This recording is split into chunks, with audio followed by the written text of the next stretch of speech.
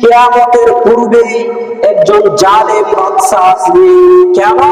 যখন আমার আইনকে খেলাফ করে দেবে, যখন আমার রাসূলের আইনের বিরোধিতা করবে, আমার আইনের যখন তারা বিরোধিতা করবে, আমি আল্লাহ একজন জালেমকে পাঠিয়ে এই দুনিয়াকে ধ্বংস করে দেব।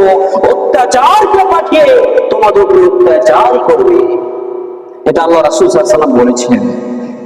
তার জন্য আমরা যে গালি দিচ্ছি শ্রী নরেন্দ্র মোদীকে, আমরা যে গালি গালাজ করছি, আমাদের শেষ করে দিল, অমুক দেশটাকে শেষ করে দিল, অমুক দেশকে ধ্বংস করে দিল, অমুক দেশের উপরে এত অত্যাচার হচ্ছে, এত অত্যাচার হচ্ছে বলার শেষ নাই।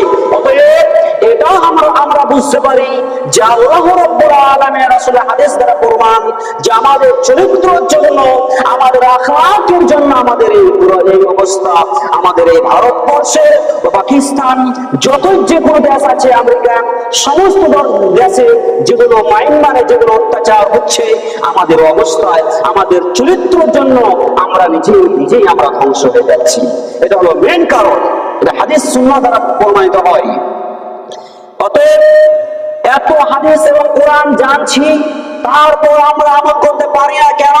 এই জন্য আমরা আমল করতে পারি না, তার কারণে আমাদের উপর এত অত্যাচার হচ্ছে। আজ মুসলমান দাবি করলাম, আমরা একবার আল্লাহ রাসূল সাল্লাল্লাহু আলাইহি ওয়াসাল্লামের বাণীর দিকে, তার আল্লাহ রাব্বুল আলামিনের কোরআনের দিকে এবং হাদিসের দিকে আমরা দেখলাম না। আমরা দেখি, আমরা মুখটাকে সরিয়ে নিলাম।